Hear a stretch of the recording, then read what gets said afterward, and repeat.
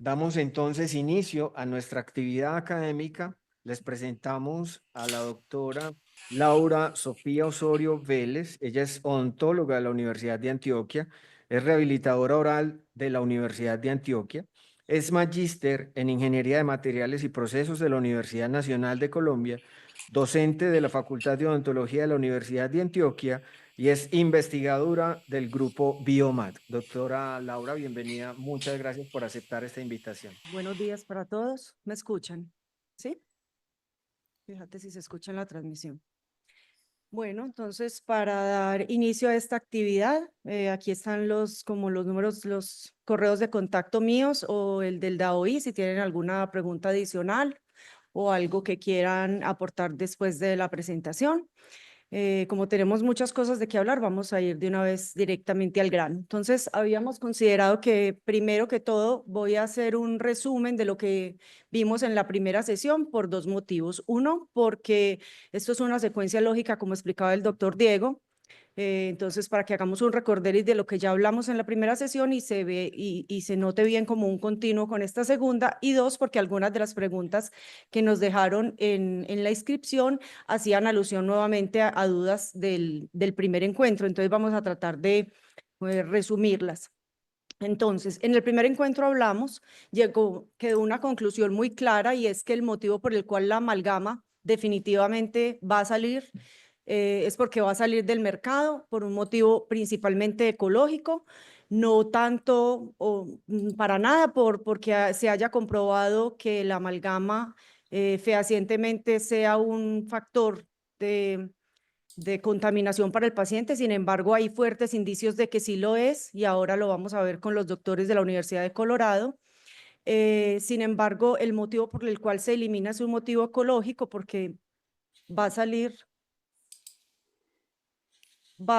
digamos que ya no va a haber materia prima para realizar la amalgama. Devuélvete. No va a haber materia prima para la amalgama, puesto que el mercado del mercurio se va a acabar, está prohibido ya la extracción de mercurio en la mayoría de países y se está prohibiendo progresivamente el transporte y el uso y obviamente las amalgamas caen en ese proceso.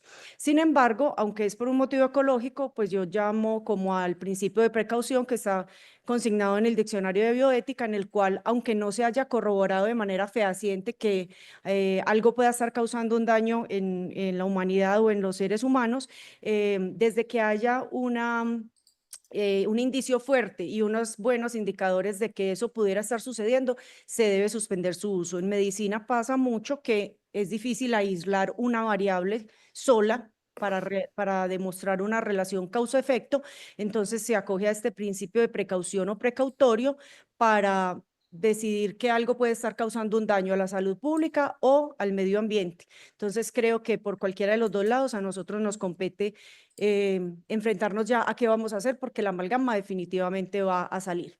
¿Qué reglamentación nos abarca? Principalmente el acuerdo de Minamata.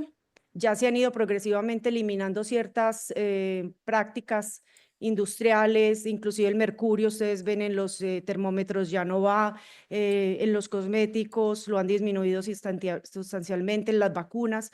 Y el acuerdo de Minamata lo que ha hecho es que progresivamente los países se acogen y refrendan su intención de permanecer en ese acuerdo. Colombia está refrendado en este acuerdo y el próximo 25, en noviembre del 2025, hay el siguiente COP de medio ambiente y con respecto al mercurio en específico y hay un compromiso para volver a hablar de la amalgama porque hay presión de que o se elimina del todo, los países que todavía no lo han eliminado deben ir reportando cada 4 años un informe de por qué no han salido del uso de la amalgama.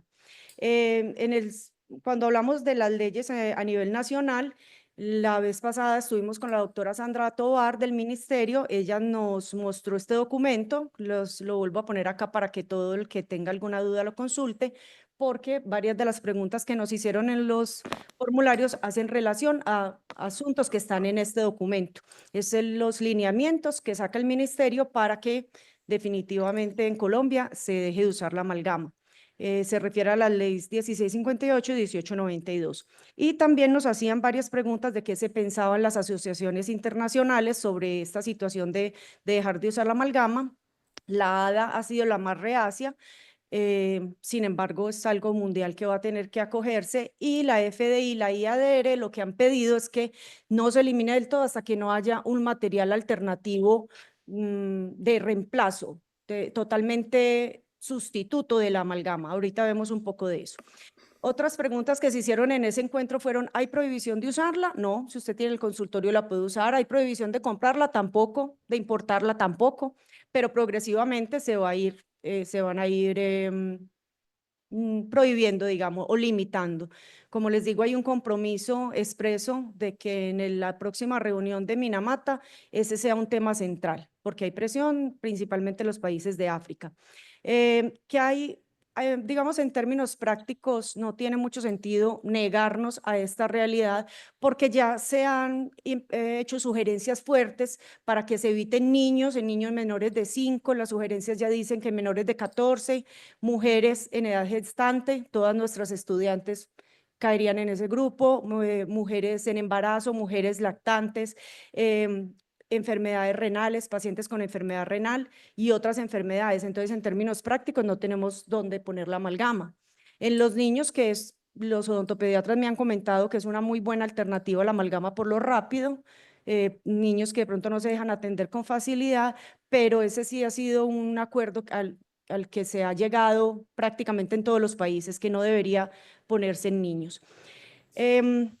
La otra pregunta que nos hacen mucho es: pero es que ¿cuál es el material sustituto? ¿Cuál es el material sustituto? No hay material sustituto, pero ningún material es idóneo, ni la amalgama era idónea, ni ningún material es idóneo, salvo el propio material natural, la dentina, el esmalte. Mientras no podamos mantener o por algún motivo se pierdan esos materiales naturales, siempre va a haber un material que tiene pros y contras. Entonces hemos preferido llamarlos materiales alternativos: resinas, amalgamas, resina de ionómeros modificados o reforzados, serían las alternativas.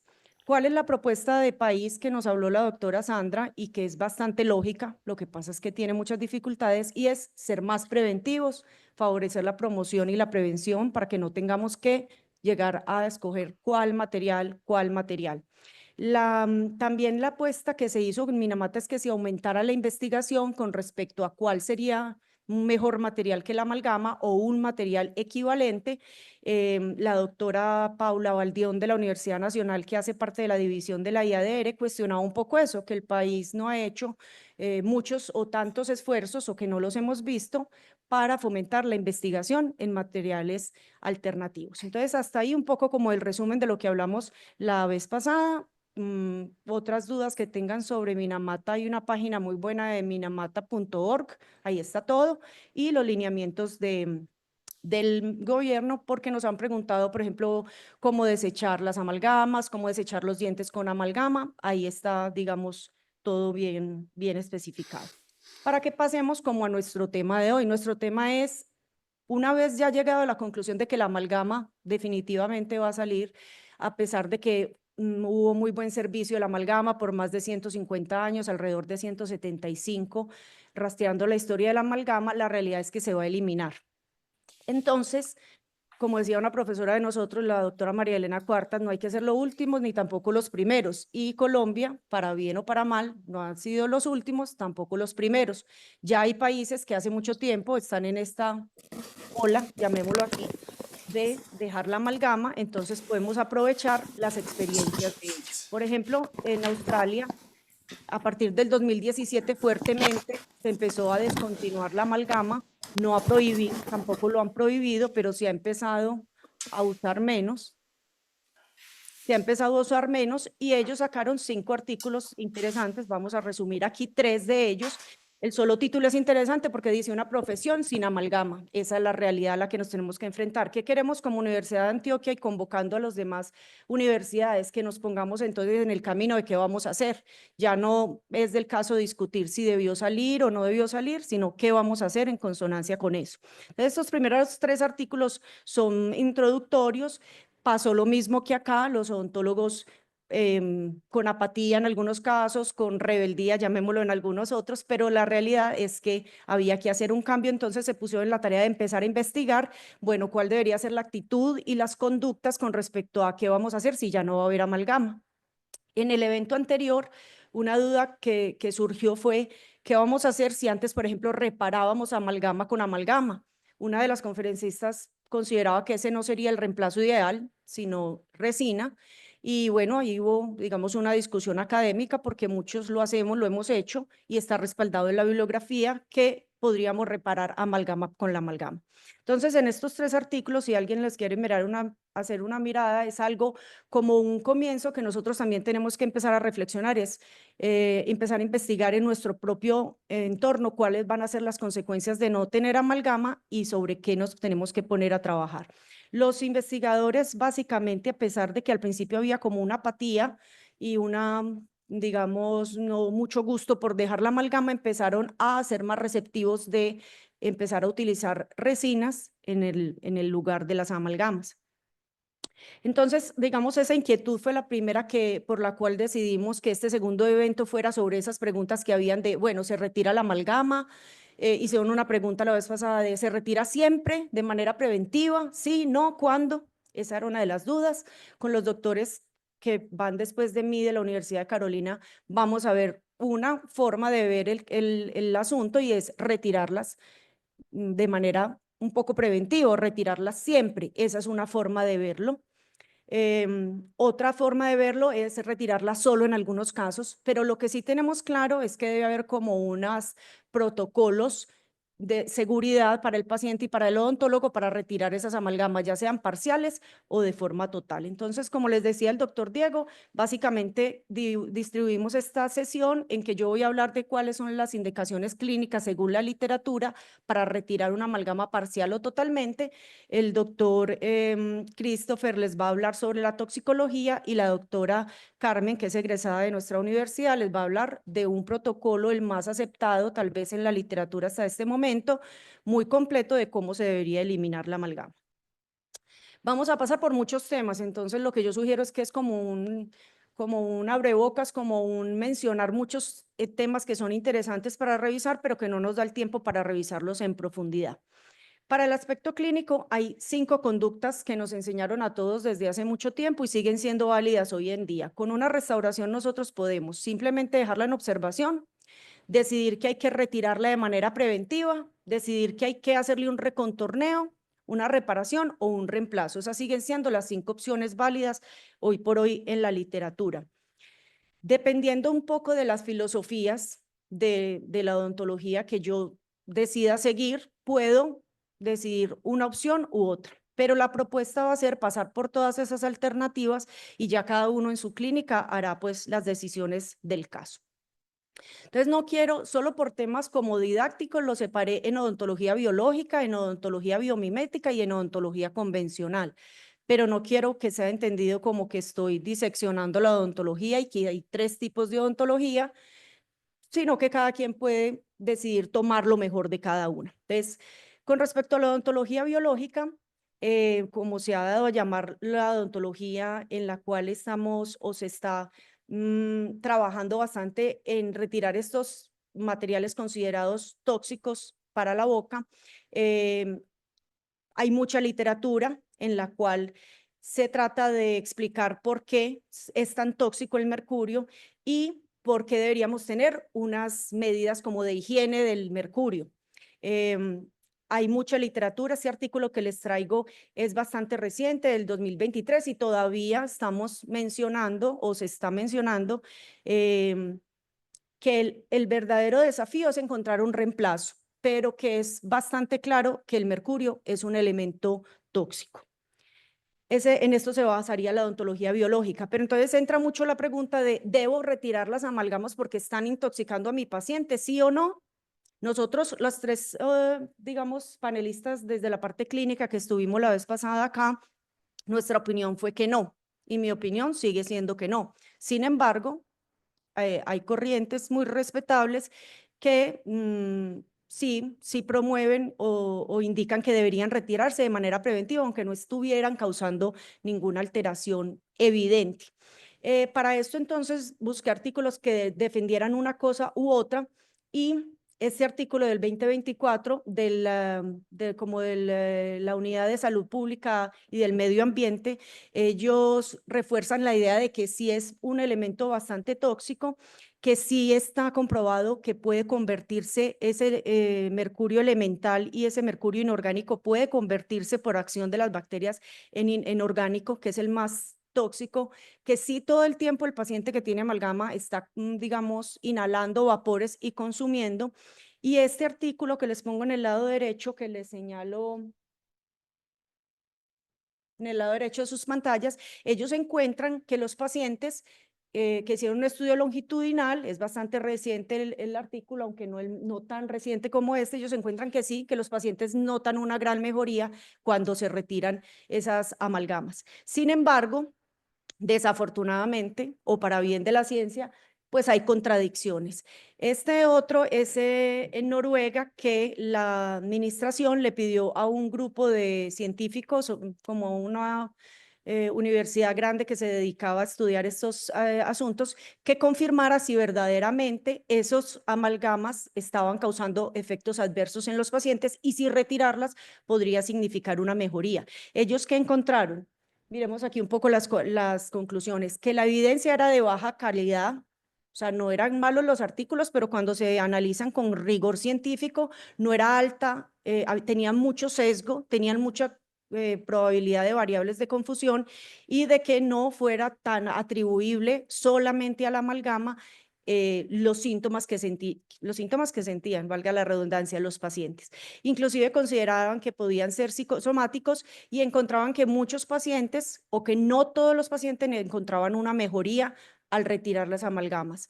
Que encontraban que transitoriamente aumentaban los niveles de mercurio en el riñón, pero que no causaban algún daño y que no en todos los casos retirarlo suponía una mejoría. Como quien dice, hay información contradictoria, hay investigaciones que reportan a favor de que deberían retirarse y hay otros que no. En mi opinión personal, yo la retiraría cuando hubiera algún síntoma. A veces los médicos piden eso y a veces le han buscado al paciente todo y no falta sino eso. Pero no podría decirse, siendo muy estrictos con la literatura científica, que ya estuviera comprobado que hay que retirarlas para poder lograr una mejoría en los efectos de salud del paciente, en los síntomas de salud del paciente. Entonces, esa es por un lado, y hay clínicos que muy respetablemente retiran las amalgamas de manera preventiva. Por otro lado, la odontología biomimética, que sería otra corriente de la odontología, propone lo siguiente, que también se cambien siempre de rutina, uno por estética, porque esta corriente propende porque se parezcan mucho las restauraciones como su nombre lo indica, biomimesis es imitar la naturaleza e imitar lo que existía antes, entonces por estética sugieren cambiarlo. Adicionalmente, no sin algo de razón han mostrado, y todos hemos visto esto, que es muy común que se fracture la pared vestibular o palatina de los bicúspides superiores. Tampoco es poco frecuente esto, la fractura de dos cúspides vestibulares de molares superiores o de una. Y sí puede ser atribuible a la amalgama, al alto módulo de la amalgama, porque sabemos que el esmalte tiene un módulo elástico aproximado de 80 gigapascales, la dentina entre 18 y 20, y la amalgama tiene unos 3,5 veces más que la dentina, alrededor de 62, 68. Entonces, este módulo elástico tan grande de la amalgama es bastante probable que hizo que se fracturara esta cúspide. Entonces, ellos, con base en estos hallazgos, proponen que se retire la amalgama para evitar otras fracturas, por ejemplo, de esta cúspide faltante. Eso puede ser discutible también. Lo otro que propone la odontología biomimética es que con la amalgama el diente está desconectado. La amalgama no lo conecta, es como le digo yo a mis estudiantes que están acá, un taco, es un relleno. En realidad es un material con muy buen servicio, pero es un relleno que llena un espacio que quedó vacío, pero no imita ni siquiera la dentina, más o menos imita al esmalte en sus propiedades mecánicas. Sí es un material bastante fuerte con el tejido dental. Entonces, esa sería la tercera motivación, que el diente no vuelve a quedar conectado. Los biomiméticos que dicen, al poner resina vuelvo y reconstruyo el anillo oclusal que tenía el diente antes de sufrir este deterioro, pero eso tampoco está comprobado. A la odontología biomimética le falta también muchos estudios clínicos a largo plazo. Y hablamos del módulo elástico tan alto. Digamos que todo esto puede ser verdad, falta demostración de algunos de estos factores que ellos explican, entonces uno puede estar o no de acuerdo con toda lo que dice la odontología biomimética. Entonces, mi opinión personal es que la amalgama causó esto, pero no necesariamente el diente se va a seguir partiendo, no necesariamente, porque la energía ya se disipó, ya la energía que produjo esta fractura ya se eliminó, pues ya está en otra parte. Claro que si la oclusión traumática en este diente puede seguirlo fracturando, sí, pero posiblemente como lo podría fracturar no teniendo esta restauración. Todos sabemos que después de la pandemia tenemos cantidad de pacientes con fracturas sin haber tenido ninguna restauración por el solo apretamiento. Otro factor que le falta demostrar a los biomiméticos, pero que podríamos considerarlo, ellos resaltan que hay un nuevo, o ellos proponen este diagnóstico de caries de efecto oclusal. Ellos proponen que estas amalgamas internamente producen estas fisuras que se le entran la saliva de las bacterias y puede producir una caries que no se hubiera producido de otra manera si no hubiera estado esa amalgama oclusal produciendo esas fisuras internas. Entonces, yo con las dos filosofías que he explicado hasta el momento estoy de acuerdo con unas cosas, de acuerdo con otras, y ya cada uno decidirá también, pero las quise poner de primeras porque en estas dos filosofías siempre se van a retirar las amalgamas, ¿sí?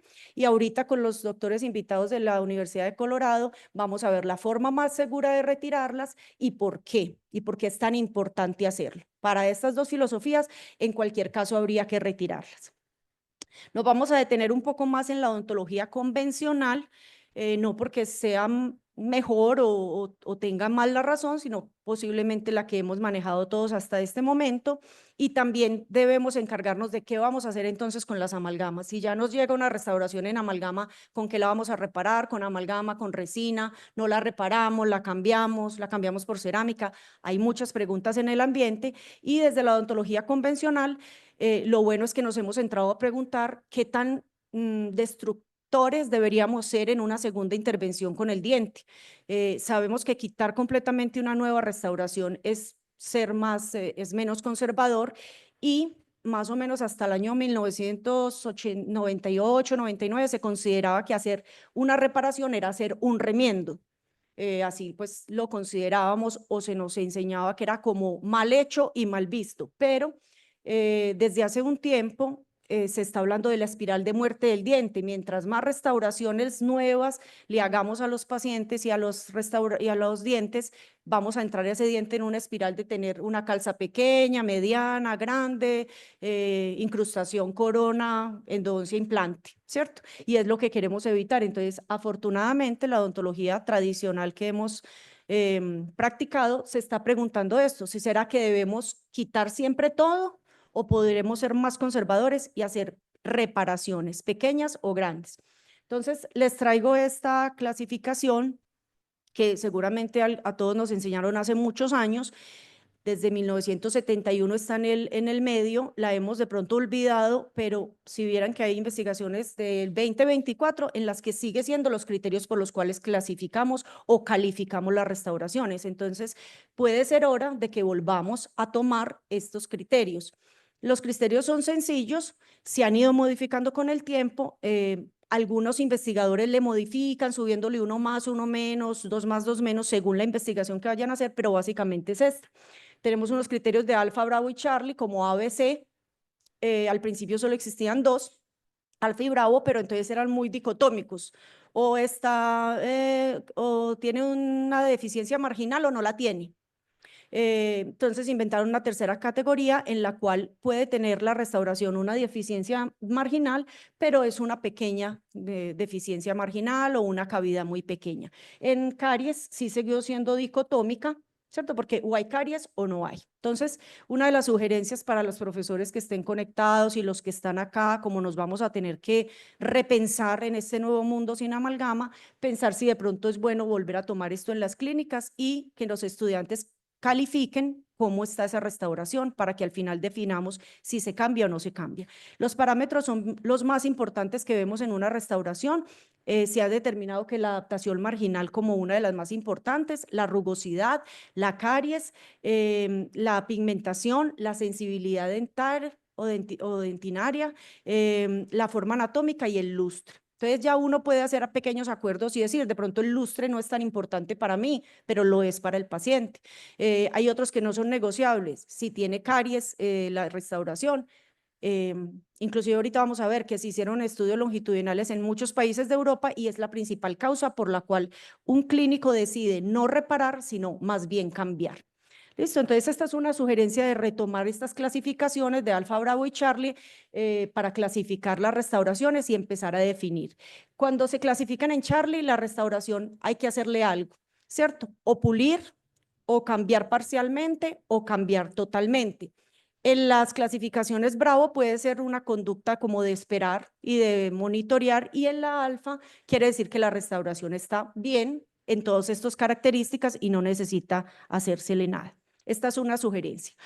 Hay otras más complejas, pero digamos que resalto de este artículo y es más reciente en la que dicen no usemos esta clasificación, sino que usemos una más complicada, pero siempre como con los tres principios, estéticos, biológicos o funcionales. Entonces yo debo analizar mi restauración que viene si está cumpliendo con estos tres principios. Entonces, entremos en materia y traje como algunos ejemplos. Pueden haber pequeñas diferencias entre los clínicos, ¿cierto? Yo, por ejemplo, faltándome más contexto, posiblemente la restauración del lado derecho diga que es alfa en todos los parámetros y que no haya que hacer nada más que evaluar. Y que posiblemente en esta restauración haya que hacerle un pulido superficial. Otro clínico puede acordar que en ninguna de las dos haya que hacer nada. Yo pensaría que difícilmente alguien piense en que hay que hacerle algo, a menos que, como hablé ya anteriormente, sea más de una corriente biologicista o biomimética en la que se considera cambiar por otro criterio. Pero en estos criterios de la odontología convencional, posiblemente son restauraciones que debemos dejar, a menos que el paciente las quiera cambiar. Ese era otro punto que quería recordarles. Tuvimos como mucho debate, llamémoslo así, académico de si la amalgama debía acabarse, cuando ya los pacientes hacía años habían decidido que ya no querían amalgama. Y no lo digo yo, hay investigaciones que lo demuestran, que ya la mayoría de pacientes, menos del 10% de las restauraciones nuevas eran amalgama porque el paciente ya no se las dejaba poner. Entonces, pues se volvió una discusión bizantina porque el paciente de todos modos es quien decide qué se hace con su cuerpo. Entonces, puede que este paciente las quiera cambiar, pero para nosotros estarían bien posiblemente. Por ejemplo, en este caso, posiblemente la restauración del medio, consideremos recontornearla. ¿Cuál es el criterio para recontornearla? Si yo pienso o demuestro, porque lo puedo hacer, que logro unos contornos aceptables en lo biológico, en lo funcional y en lo estético, haciendo ese recontorneado. Si no lo logro, porque lo calculo o porque lo hago, entonces tengo que pasar a otra característica. En estas dos situaciones posiblemente un recontorneado sería una opción y aquí algunos podrían considerar reparar y otros cambiar. Ahorita les voy a dar como unas claves en la literatura, pero cada uno puede tomar sus decisiones. En este último, digamos, caso clínico, aunque es pues, mucho decir que es un caso porque está todo fuera de contexto, pero es una imagen, y así se hicieron las investigaciones con los odontólogos en Noruega, mandándole las imágenes y ellos tomando decisiones, que no es lo más ideal. En estas, algún odontólogo más biomimético podría pensar o sugerir que se cambiaran por el riesgo de que estas amalgamas pudieran producir mayores fracturas. Hemos encontrado que sí, que a veces los dientes se parten por la amalgama, pero también hemos encontrado que esto podría durar muchísimos años en boca sin necesitar ningún tipo de restauración. Este autor, que se lo señalo acá, porque pues, me llama mucho la atención, es chileno, es difícil que uno de Chile le paren bolas, los investigadores aquí saben lo duro que es publicar en revistas internacionales. Este investigador ha hecho muchas investigaciones sobre el tema, si lo quieren consultar, de apellido Moncada, de la Universidad de Chile, y él ha encontrado que las restauraciones oclusales con alguna deficiencia en su adaptación marginal podrían dejarse sin ningún tratamiento, aunque tuvieran, digamos, una clasificación B o C en su cara oclusal. Y él encontró que después de un estudio, que lo que pasa es que fue no a tantos años como uno quisiera, que a veces siempre quiere 15, 20, pero fue un estudio longitudinal largo de 10 años, encontró que no había diferencia significativa entre los que había dejado sin hacer algo y entre los que le había hecho algún tipo de actividad, algún tipo de tratamiento. Y uno podría pensar que las clase 2 sí debería hacer siempre un tratamiento, y él encontró que tampoco, que no había una diferencia estadísticamente significativa. Sin embargo, es a 3 años, ¿sí? Entonces, digamos que basados en esta literatura de este señor Moncada, podríamos considerar que todas las restauraciones que les mostré en las diapositivas anteriores no habría que hacerles nada, más allá de un pulido, una vigilancia, una observación. Listo. Estos estudios de otros autores han encontrado, bueno, Moncada sigue siendo, aquí no se lo señalé, sigue siendo el de esta investigación. Han hecho seguimientos a muchos años, pero les digo, lo bueno de no ser los primeros, pero tampoco los últimos. Ya otros han investigado y han encontrado que el recontorneado, el pulido, la reparación parcial son válidos. No como antes, que lo considerábamos como un tratamiento de menor categoría y que era como un remiendo, sino que hay estudios exitosos con seguimiento importante a 12 años y podría ser un tratamiento, digamos, aceptable. Este es un caso de una investigadora que ahorita les voy a mostrar, que se llama Mutlus Khan, es una señora muy, digamos, muy validada internacionalmente de Suiza, y investiga de todo como los locos. Y una de las cosas que he investigado es reparar. La vez pasada había una pregunta de si será que los ionómeros reforzados con plata podrían ser exitosos. Uno de los conferencistas consideraba que tal vez no. A mí me parece que puede ser una alternativa. Este caso lo restauraron con un ionómero reforzado con plata y el seguimiento era a 5 años, iba aceptable. Algo de diferencia marginal hay entre los materiales, pero es que entendemos que la dureza y por lo tanto la tribología y el comportamiento de desgaste de los materiales es diferente. Eso es otra cosa que quiero enfatizar, que uno a veces piensa que las cosas deben quedar intactas con el paso de los años. No, van a estar deterioradas, pero tienen que seguir siendo todavía aceptables para que sigan en boca. Entonces, había un deterioro normal, como si hubiera determinado otra restauración, pero era completamente exitoso. En esta restauración podría uno considerar esta misma alternativa, ¿cierto? Hacer una reparación parcial o quitarla completamente. Entonces, empezamos como a alternar estrategias con materiales. En esa discusión de la primera vez también se habló, ¿qué vamos a hacer si no hay amalgama para poder reparar una amalgama? Porque hemos hecho, pues no sé si todos acá, pero yo lo he hecho, este tipo de reparación. Este lo hizo este señor Chapel en Cuba y tiene varios, este fue solo un caso, pero tiene varios reportes y verdaderamente ha sido exitoso por más de 8 años en boca.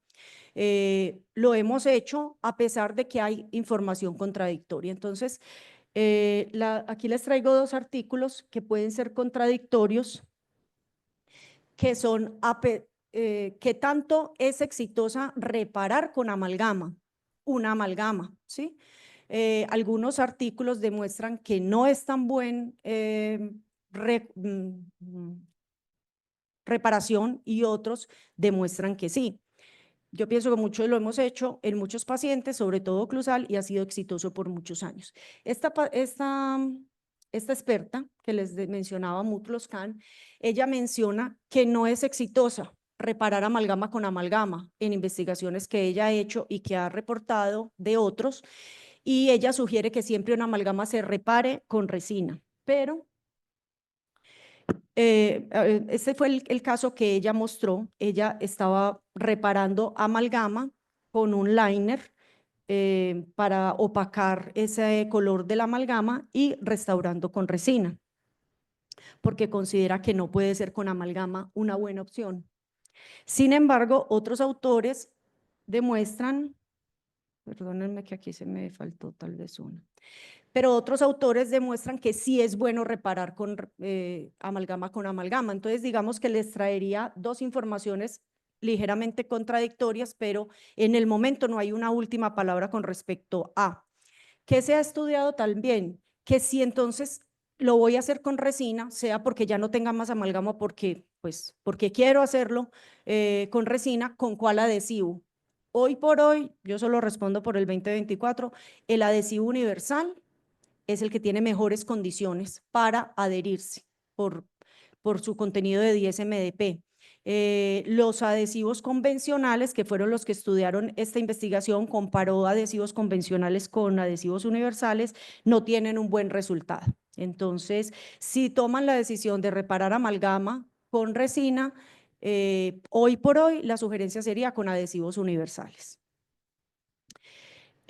Otra alternativa, porque entonces digamos vamos progresando, no hacer nada, hacer con recontorneo, hacer con reparaciones parciales, con amalgama, con resina, y otra decisión que yo puedo tomar después de analizar todo el conjunto es retirarla completamente.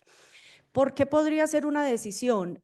Porque se ha encontrado que reparar resina con resina tiene mejores valores de resistencia a la tracción que reparar amalgama con resina, ¿cierto? Es decir, es posible de las dos maneras, amalgama con resina, pero es mejor cuando se repara resina con resina que amalgama con resina. Entonces, una opción en un paciente joven, esto es mi opinión personal, podría ser cambiar una restauración como estas, fracturada, que está, digamos, contenida, tiene todavía un reborde, hacerla de una vez en resina, porque cuando necesite una reparación, la reparación en resina va a tener mayor éxito. Listo. Entonces les estaba hablando de la longevidad de estas restauraciones y ya pasamos como progresando en este deterioro a lo que más miedo nos da y nos daba cuando nos dijeron que nos iban a quitar la amalgama, y era restauraciones muy extensas. Esta investigadora que ya se las mencioné, por ejemplo, hizo seguimiento en muchos casos a 15 años. Ellos señalan que hicieron esta reconstrucción con todas las 4 cúspides en resina.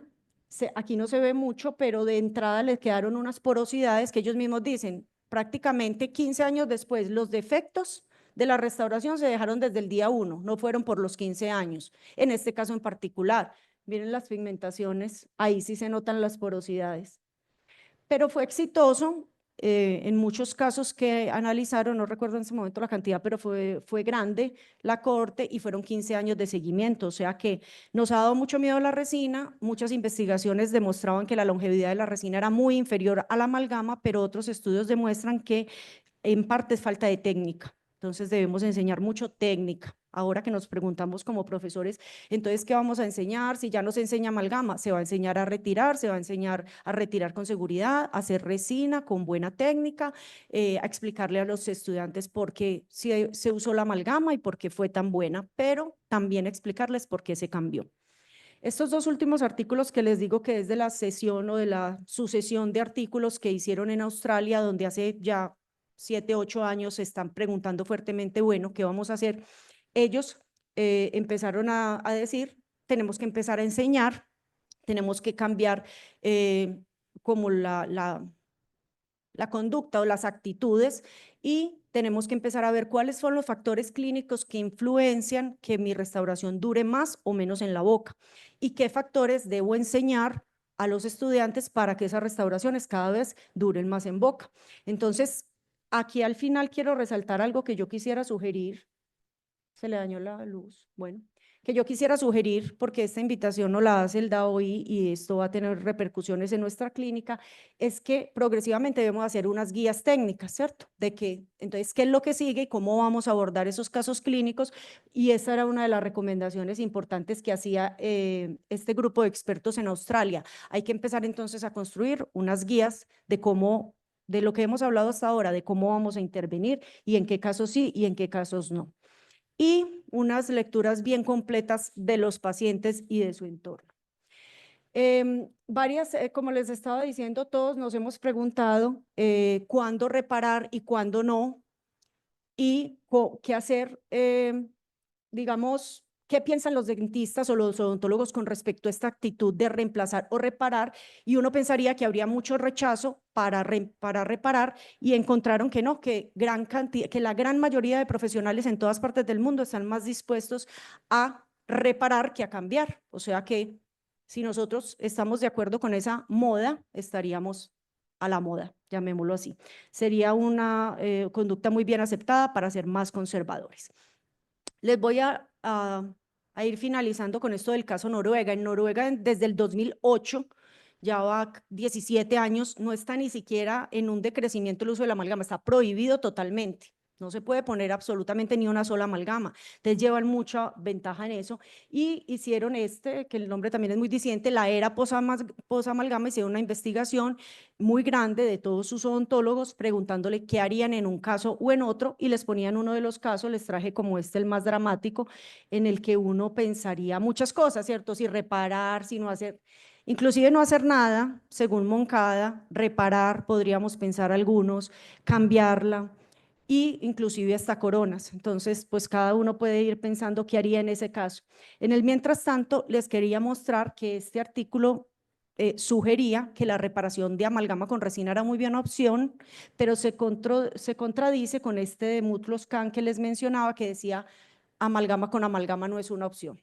Entonces, pues, qué pena no tenerle la solución, pero yo la seguiría haciendo amalgama con amalgama, porque en realidad es una corrosión, pues, y con una mecánica, una corrosión que se produce ahí, y va a haber un selle a esa filtración. Pero el que la quiera hacer amalgama con resina también está validado en la literatura. Entonces, bueno, vamos, espero que hayan en la mente respondido esta pregunta, y ellos, espérenme que se me tapó.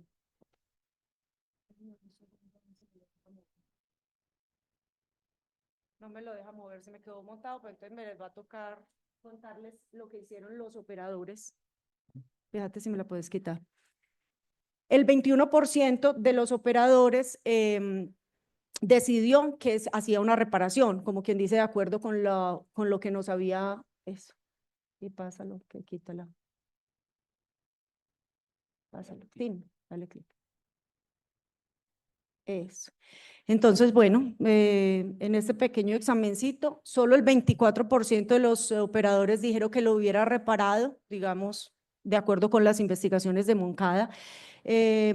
Reemplazar la restauración, la mayoría de las personas en ese 5 reemplazaría la restauración, pero hubo un caso, pues digamos el 4% de las personas preguntadas hicieron hasta corona. Entonces, a mí me parecería too much, pero es una opción, ese es el rango de opciones.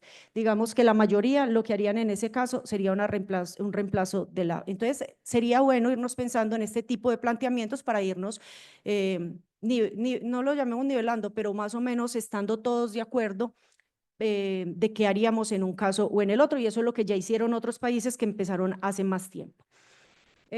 Por último, ya dije por último, pero esto sí es por último. Afortunadamente, les traigo 3 artículos muy recientes de diferentes latitudes, de diferentes investigadores, y todos coinciden en esto que me pareció muy afortunado el título. La longevidad no es solo un asunto de materiales, lo estamos volviendo que si la amalgama sí, que si la amalgama no, que si la resina sí, que si la resina no, pero ese no es el único factor. Hay factores del paciente, hay factores del operador, hay factores, sí, propiamente del material, del medio ambiente de la boca, pero no lo volvamos solo un asunto de materiales. Hay muchas otras alternativas o estrategias para yo lograr a la larga que queremos que las restauraciones sean muy longevas, ¿cierto? Que le duren mucho al paciente en el tiempo, para evitarle dolor, para evitarle costos, para evitarle deterioros, para evitarle extracciones. Entonces, estos 3 artículos coinciden en que hay variables asociadas al paciente, al operador y a los materiales. Les voy a mostrar los 3. Este es bastante reciente,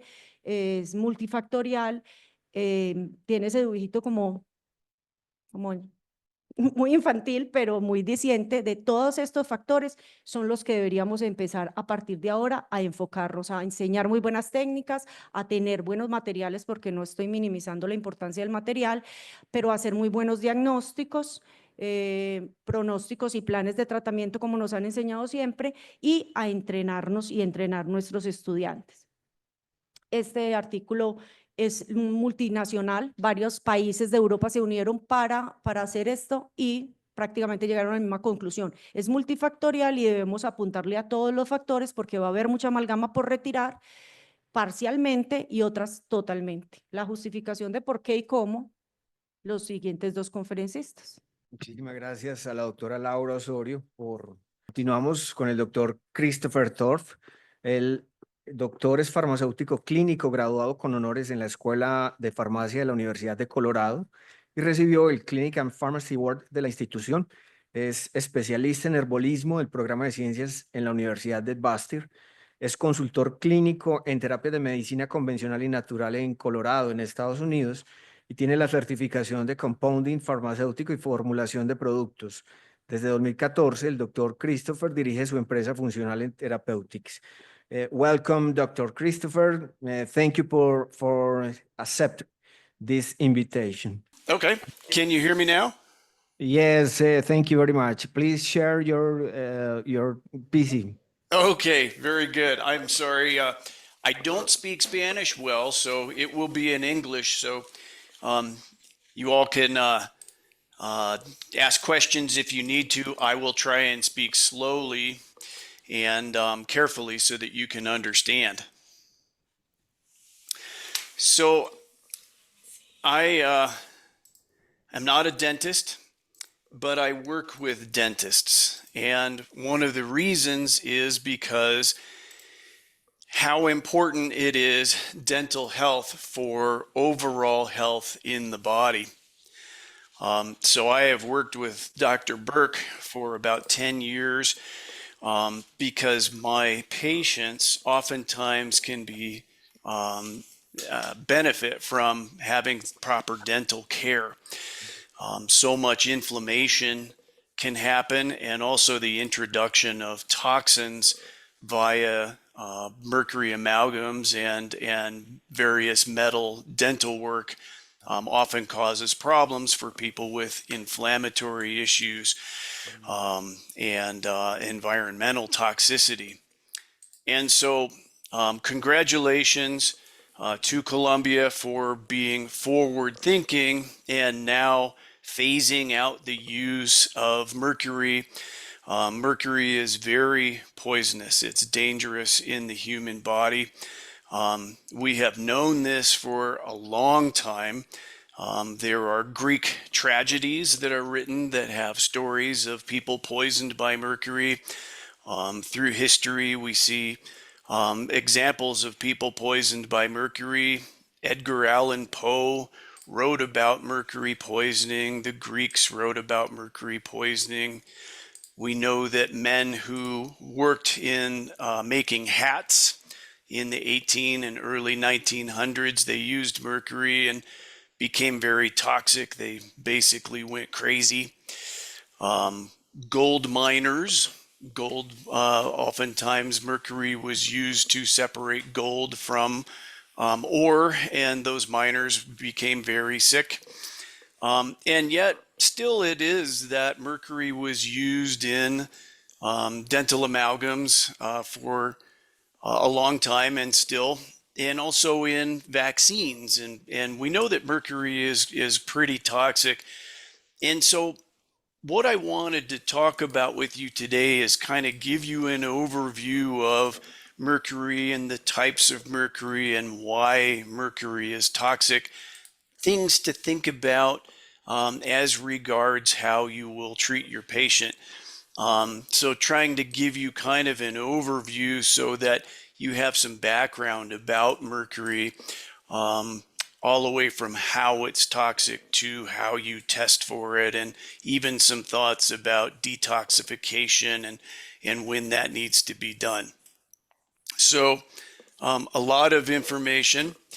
We'll start out just some words about mercury, some information. The World Health Organization designated mercury one of the top 10 most dangerous chemicals to public health. And if you think about this, this is pretty remarkable because there are some very toxic things in our environment, and they think that mercury is one of the top 10. You think of all the radioactive things out there, uranium and plutonium and all the, herbicides and pesticides and all the things out there, poisons that man has created. And mercury is in the top 10 according to the WHO. So that's pretty remarkable that we have been putting it in our mouth and putting it in vaccinations for this long. The US still has not stepped up to the plate and said that we're going to stop using mercury dental amalgams.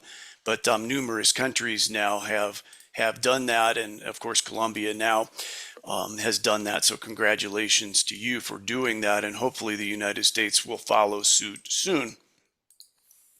So mercury interferes with immune function and can damage the nervous and endocrine and reproductive systems in humans. It can interfere with multiple types of detoxification systems in the body. This causes accumulation of other things to happen in the body. So since mercury is tampering with or changing our ability to detoxify other pollutants, then other pollutants tend to rise up. The concentration increases in the body. And so we see environmental toxins we're not able to get rid of. So not just mercury and heavy metals, but all the other environmental toxins that we're exposed to every day: pesticides, herbicides, plastics, petrochemicals. Mercury is known to increase cardiovascular issues. We see increases in occurrence of heart attacks, strokes, other cardiovascular issues as the level of mercury rises in the tissue in humans. Mercury easily crosses the placenta from the mother to a growing embryo. So the mother is able to pass mercury and other toxins via the placenta, the umbilical cord, into the growing baby. It can also mercury can pass through breast milk to a suckling infant. And so breastfeeding, we see if mom has high levels of mercury, it can pass in the breast milk to the baby. Mercury damages crucial fatty acids and proteins and enzymes in the body. It is also known to cause mitochondrial damage. Mercury is a very reactive atom, and it easily substitutes into enzymatic reactions, taking the place of minerals that should be there. It displaces zinc or magnesium and kicks those out so that the enzyme systems no longer work. Mercury damages DNA and produces free radicals. And so DNA damage, when you have that, can lead, of course, to cancers in the system. And free radicals also are causing damages not only to DNA, but also to enzymatic structures. Mercury damages various systems of detoxification and drainage in the human body. We see action in the kidney, the liver, the lymph, and the glutathione super system of detoxification. You probably know glutathione and the glutathione associated detoxification system in the body is the major way that we detoxify environmental pollutants. So not just heavy metals, but also all the other things that we're exposed to all of the time: petrochemicals and herbicides and pesticides and plastics and all these things. And so you can see that if mercury is damaging this major detoxification system in our body, then one of the ways mercury is so toxic is it allows for us to accumulate then other toxins because mercury has knocked out our ability to get rid of these other toxins. Mercury increases inflammation in the gut and causes gut permeability to change. And so a lot of times one of the first things that we see in someone that is mercury toxic is that they have a bad stomach. They are complaining, they have inflammation in the gut, they have bloating, their permeability changes, and so this is causing inflammation in the periphery in the body. Mercury causes inflammation and it widens the gaps in the cells in the gut, and so proteins and other things pass out of the gut and into the blood, and this causes a lot of inflammation. Mercury tends to accumulate in the gut.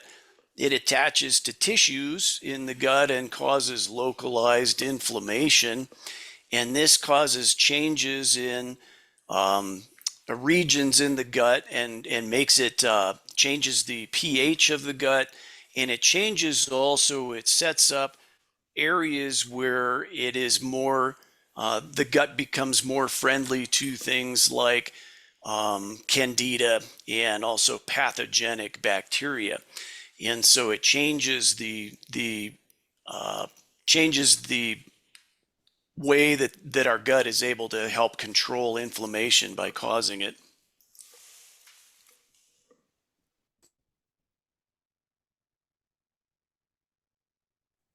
¿Me pueden escuchar? Ahora sí. Sí, me gustaría hacer un poquito de resumen y traducirles un poquito lo que el doctor Chris está diciendo. Lo que la doctora Laura comentaba, que hay muchas investigaciones acerca de qué tan tóxico es el mercurio, pero todavía pues no se habla mucho de ello en las universidades. El doctor Chris, esta es una de sus especialidades y él en este momento lo que está mostrando en la pantalla es cómo afecta cada órgano, porque también afecta cómo nos desintoxicamos. Como ustedes sabemos, siempre estamos expuestos, y esto lo aprendimos en microbiología con la doctora Inés, que siempre estamos expuestos a muchos microbios y a muchos virus, bacterias y todos pues, los grupos de estos microorganismos. Y una parte que es muy importante es siempre tener un sistema inmune fuerte. Pero ¿qué hace el mercurio?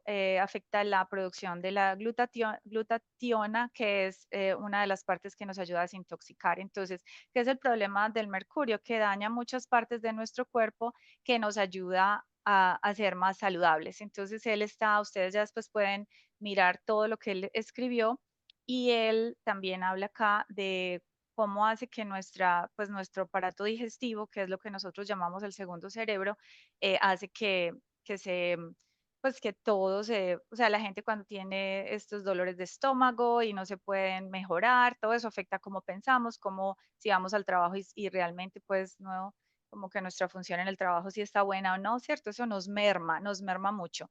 Entonces, él en este momento está dando como un resumen de qué afecta el mercurio basado en estudios. Ya lo voy a dejar continuar, él les va a mostrar qué exámenes él hace, porque todo lo que nosotros hacemos realmente está basado en la ciencia, ¿cierto? La doctora Laura decía que son como unas corrientes, y son unas corrientes, pero en la parte holística vamos a ver que hay mucha ciencia, porque como dicen que somos charlatanes y realmente estudiamos muchísimo. Ustedes no se imaginan cuánto tenemos que estudiar para realmente defender nuestro puesto, ¿cierto? Entonces, él va a presentar todo lo otro que tiene que ver con esta parte de la ciencia, lo que está detrás y que ha sido comprobado con estudios. Él les va a mostrar qué estudios hace y las diferencias de las clases de mercurio, y cómo la amalgama es una fuente real de intoxicación de mercurio. Entonces voy a poner el mío en silencio y le voy a dejar a él continuar.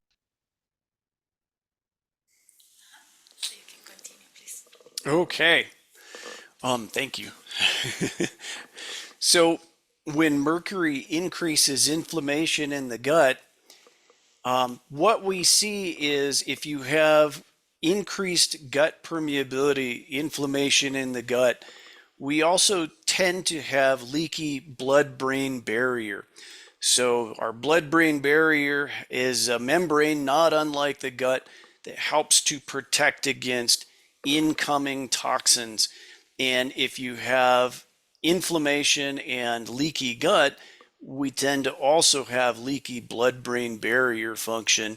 And so now we have increased accumulation of toxins into the brain. So the worse a mercury exposure gets, the more possible it is for the mercury to move through the blood-brain barrier and into the brain. There is no known safe level of exposure to mercury. Mercury does not provide any positive physiologic function in the body. There is no need for mercury at all. And so any amount of mercury that comes into the body is automatically going to be causing inflammation and problems in the body. So in talking about mercury, I should mention that there are several different types of mercury.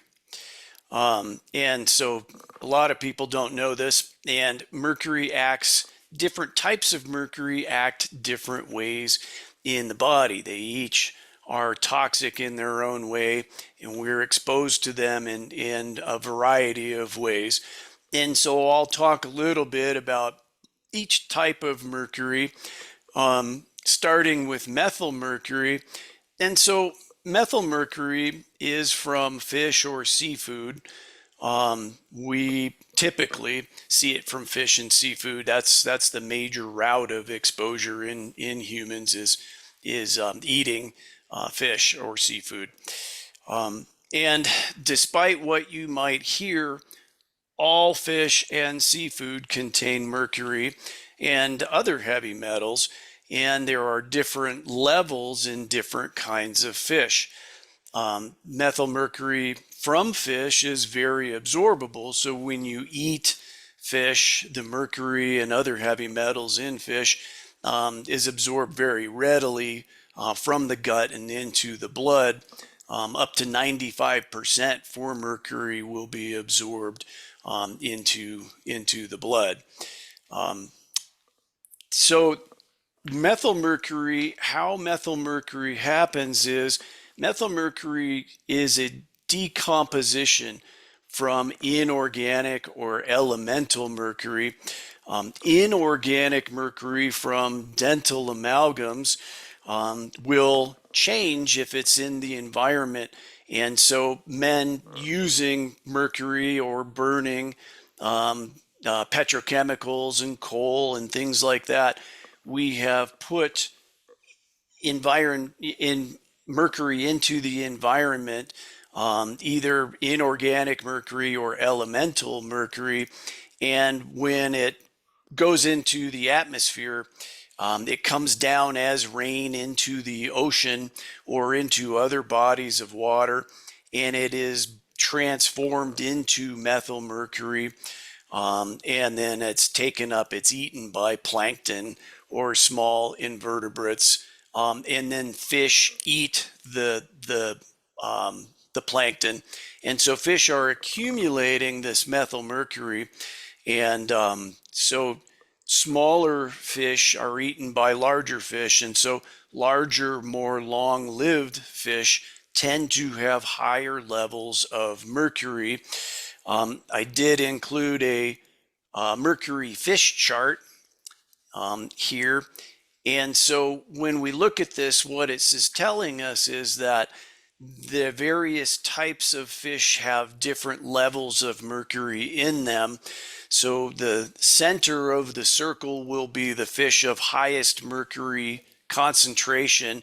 So these are your older, more predatory fish. So swordfish or shark, marlin, mackerel, tuna, all of them have higher concentrations of mercury because they're the top of the food chain. So they're eating smaller fishes and accumulating that mercury. So when you look at the fish chart, the fish that you want to be eating are on the outside of the fish chart, like trout or tilapia, squid and shrimp, trout, sardines. So you want to eat the fish that are more towards the outside of the chart. All fish will have mercury in them, but again, it depends on the type of fish for how high the concentration of mercury is.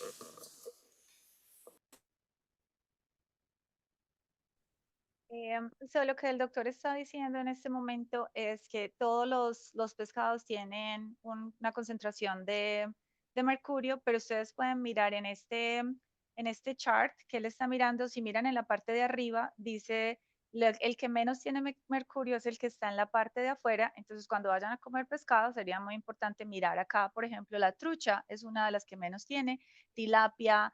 Entonces ustedes ya miran ahí, la sardina es muy alimenticia, el salmón y tiene menos mercurio.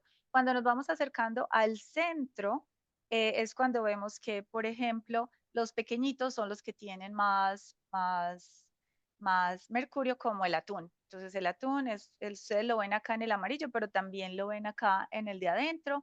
Entonces el de afuera es el que está con menos mercurio y ya vamos a ver que el examen que él hace les va a decir qué contaminación de mercurio viene del pescado, qué contaminación viene de las amalgamas y de la otra fuente. Entonces, eso es lo que le está hablando en este momento, del tipo de mercurio, pero este chart sería muy importante, es cuando ustedes lo tengan en su teléfono, cuando vayan a un restaurante, saber qué piden, o cuando vayan a hacer el mercado, saber qué pescado pueden comer, que es más saludable. Ya le voy a pasar a él otra vez el micrófono para que él... Okay.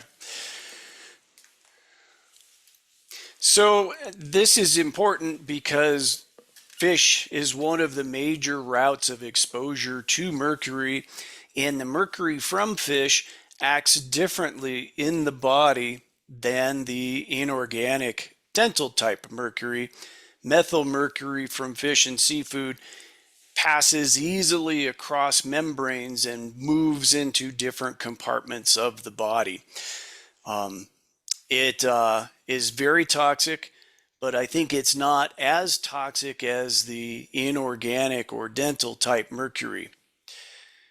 The next mercury that we see somewhat commonly is ethyl mercury, also known as thimerosal. It was used in vaccines. Almost every vaccine had thimerosal in it until the last decade or so. Now we see less used. It's used as a preservative. Most manufacturers now have switched to aluminum, which causes other various problems.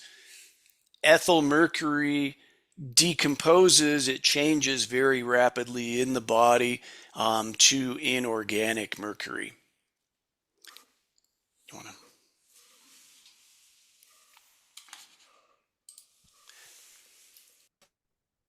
Lo que el doctor está diciendo en este momento es que el timerosol fue usado en las vacunas, ya lo sacaron de las vacunas, pero ya lo cambiaron por aluminio que tiene otros problemas, pero antes todas tenían timerosol y estaban causando muchos problemas pues en los niños que se vacunaban y en adultos también.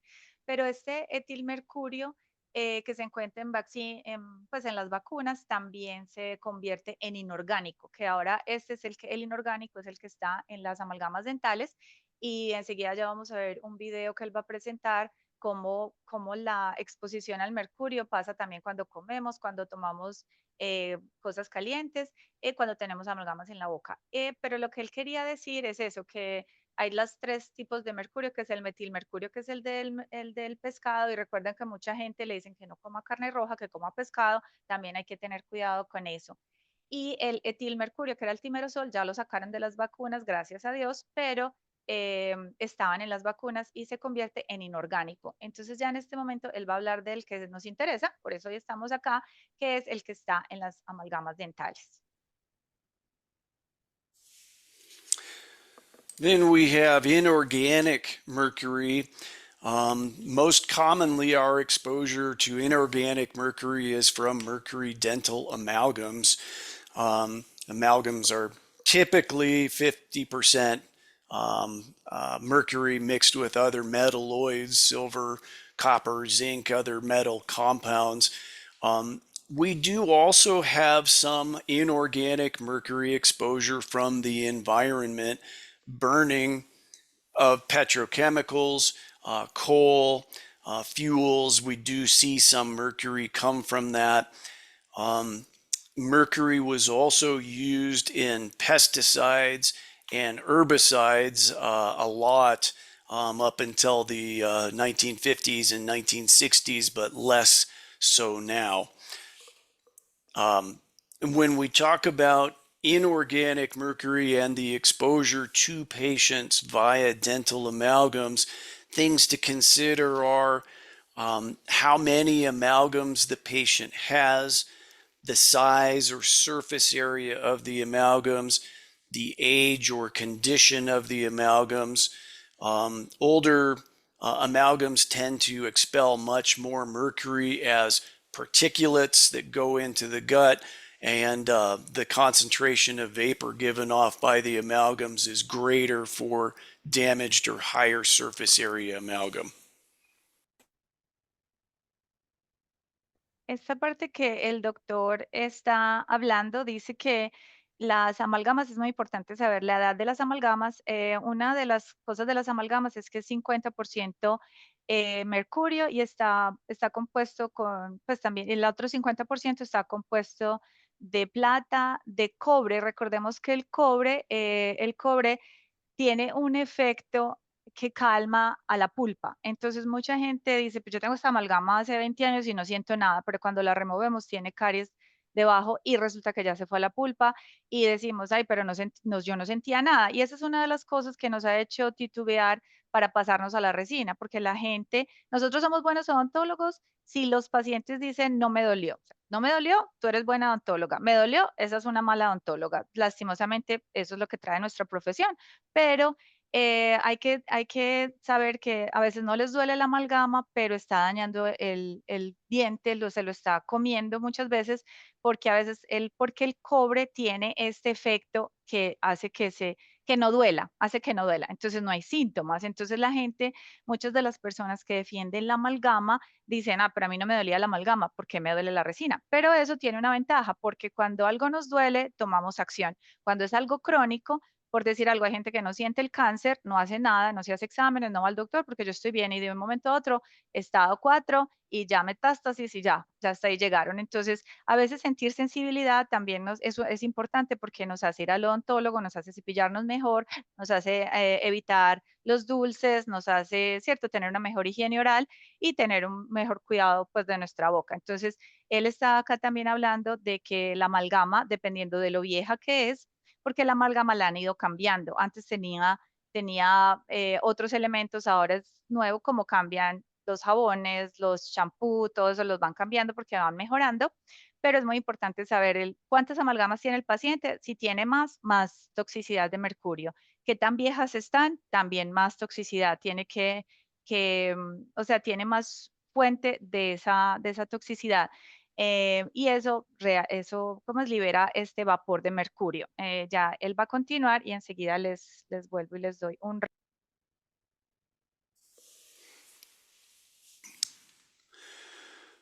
Okay. So, mercury in amalgams can be released as a gas and inhaled into the lungs. I will show you a video in a moment called the smoking tooth.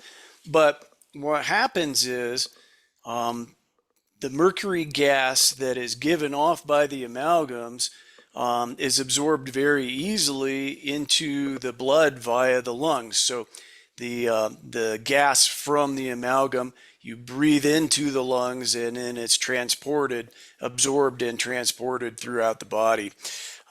This vapor is then oxidized into inorganic mercury and disrupts enzymes, systems, and membranes, interfering with normal biochemistry and enzyme systems.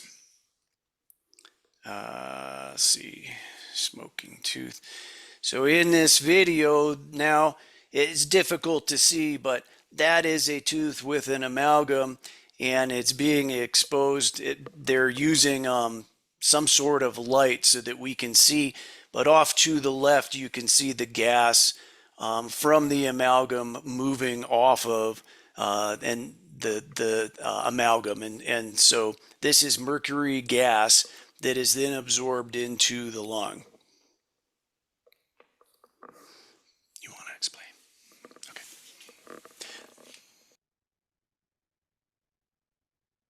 So, aquí ustedes pueden ver, vamos a volverlo a ver acá. Lo que les está explicando, este es no sé si pueden ver bien el video, pero es una muela que tiene una amalgama. Lo que la persona está haciendo es dando varios estímulos a esa amalgama y ustedes pueden ver en la parte verde que ese es el vapor del mercurio. Entonces, lo que esto quiere decir, y hay otras cosas que yo le comentaba al doctor Diego antes de preparar esta presentación. Hay cosas, hay aparatos que miden cuando removemos la amalgama, que miden cuánto mercurio hay en el aire. Entonces uno mide primero para tener una base y ya luego mide cuando la están removiendo y mide después y pueden medir, es una medida objetiva. Y ahí lo que vieron en el video es que cada vez que la persona toma cosas calientes o que rechinan los dientes cuando tienen bruxismo, este mercurio, este vapor del mercurio se va y lo que él explicó antes es que el 80% se absorbe a través de los pulmones y se va la corriente sanguínea y nos afecta las enzimas, las membranas, entonces nos está afectando muchas partes del cuerpo. ¿Qué pasa con esto? Antes la gente tenía muchas enfermedades sin diagnóstico. Ahora, gracias a todos sus descubrimientos, la gente tiene algo que hacer, como tener un test, un examen, ¿cierto? Dicen, em, tenemos, me fui al médico, me hicieron estos exámenes y no tengo nada, pero me siento mal, me siento cansada, me siento que no puedo pensar bien, me siento que no tengo ánimo para ir a caminar ni siquiera una cuadra. Ahora ya tenemos esto. Entonces, ¿cuáles son los pacientes que vienen a nuestra consulta de odontología holística? Esos pacientes que están cansados de ir al médico, que no les encuentran nada, pero que no se sienten bien. Entonces, ahí es cuando empezamos a mirar. Hacemos el examen oral y ya miramos, tiene amalgamas, cómo está la vía aérea, o sea, son muchos componentes que de pronto en un futuro podemos hablar de lo que es la odontología holística realmente, pero ahora hablando del mercurio, es algo que la gente dice y nos dice, gracias a Dios encontramos esto, porque estaba cansada de ir al médico, no me encontraba nada, todos los exámenes bien, pero porque no van a hacer este examen que el doctor Chris les va a enseñar, que es cómo hacer el examen del mercurio, pero todo es, como hablaba la doctora Laura, todo es multifactorial, pero uno de los factores importantes es la toxicidad con el mercurio. Voy a darle el micrófono al doctor Chris y seguimos.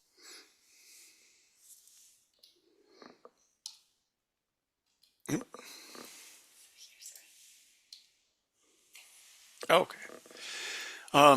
Things that can increase the amount of off-gassing from the amalgams are things like acidic pH, drinking warm liquids, or especially hot liquids, tea, coffee, increases the off-gassing, chewing, brushing, grinding teeth or bruxism, infrequent brushing where the pH of the mouth drops, so acidic pH can contribute to vapor release. Amalgams also constantly undergo surface corrosion and release into the saliva that is then swallowed and it goes into the gut. So this causes inflammation and irritation in the gut and the digestive lining. It also causes a blockage of the ability to get rid of mercury via the gut. Galvanism occurs when there are different types of metals in the dental work in the mouth, and research has shown that there is more rapid leakage of mercury from amalgams in the presence of other metals in dental work. Gold crowns or other metal compounds in bridges and dental appliances increase the rate of mercury vapor release from amalgam. Lo que el doctor estaba diciendo en este momento es que hay muchas cosas, como les dije antes, que aumentan que haya más liberación del vapor. Una de las cosas que ustedes pueden ver en esta parte acá, cuando decimos que cuando hay un pH más ácido, ¿qué nos da un pH más ácido? Las bebidas carbonadas, como cuáles, como las gaseosas, como la cerveza, como todo eso. Entonces, con eso el vapor o sea, tenemos más liberación del vapor. Esa es una de las cosas. Y el galvanismo y este galvanismo también nosotros lo medimos con un aparatico que mide electricidad, como los electricistas miden si está viendo electricidad desde este punto a este punto. Entonces, tenemos la saliva, que es un líquido, que es un conductor, ¿cierto? Y tenemos, por ejemplo, una corona de oro o tenemos una corona que es con metal o tenemos varias amalgamas. ¿Qué es lo que pasa? Hay electricidad porque tenemos este conductor que es la saliva, tenemos la saliva, pero eso también hace que se libere más mercurio. Entonces, cuando nosotros decidimos y nosotros no decidimos, yo estoy totalmente de acuerdo con la doctora Laura. De hecho, nosotros no podemos decirle al paciente, remuévase las amalgamas. El paciente legalmente, o sea, nosotros nos meteríamos en un problema si nosotros le decimos al paciente, em, remuevas esas amalgamas. No, nosotros lo que ofrecemos en nuestra consulta es, si usted necesita removérsela porque tiene una fractura, porque, o sea, los pacientes sí nos pueden pedir a nosotros, ah, quiero el diente blanco. Entonces, yo me removí mis amalgamas, fue muy gracioso porque yo sé que muchos de ustedes conocen a Carlos Colorado. Colo fue uno de nuestros compañeros de hecho, ellos acabaron de celebrar en la facultad que se graduaron hace 25 años. Fuimos a un concierto de Carlos Vives, estábamos en la facultad, estábamos estudiando, estamos hablando hace más, por ahí 27 años, fuimos a un concierto en el Olaya Herrera de Carlos Vives y Colo dijo, ¿cómo es posible que Carlos Vives teniendo plata, se ríe y se le ven esas amalgamas? Y yo pensé, ay, ve, tiene razón. Yo nunca había pensado en eso y yo tenía amalgamas en mis primeros molares. Apenas me gradué, le dije a mi jefe en Amalfi, yo hice el rural en Amalfi, le dije, ay, me remover las amalgamas, porque yo pensé, ay, sí, pues odontólogos debemos tener los dientes blancos. O sea, eso fue como por estética.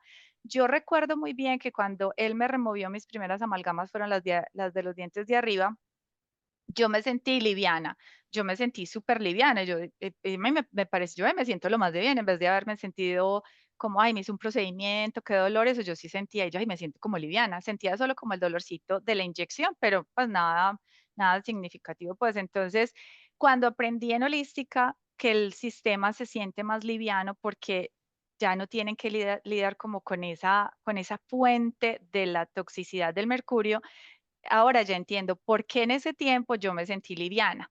Entonces, la gente acá puede venir y nos puede decir, ay, yo los quiero blancos, perfecto, no hay problema con el board, nosotros se los podemos remover y ponemos en la historia clínica. El paciente quería algo más estético, o sea, estética, no importa.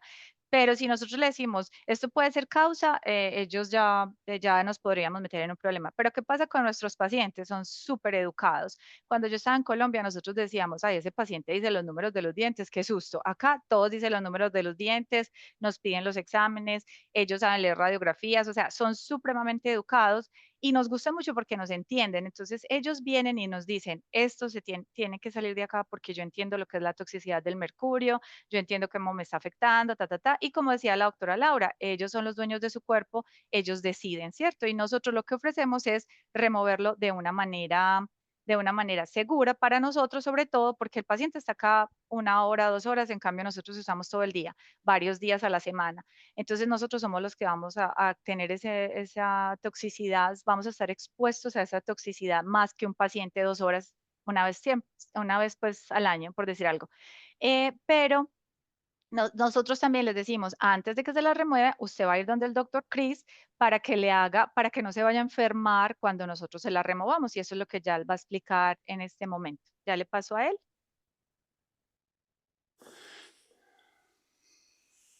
Okay, I wanted to talk a little bit about testing for mercury in the body.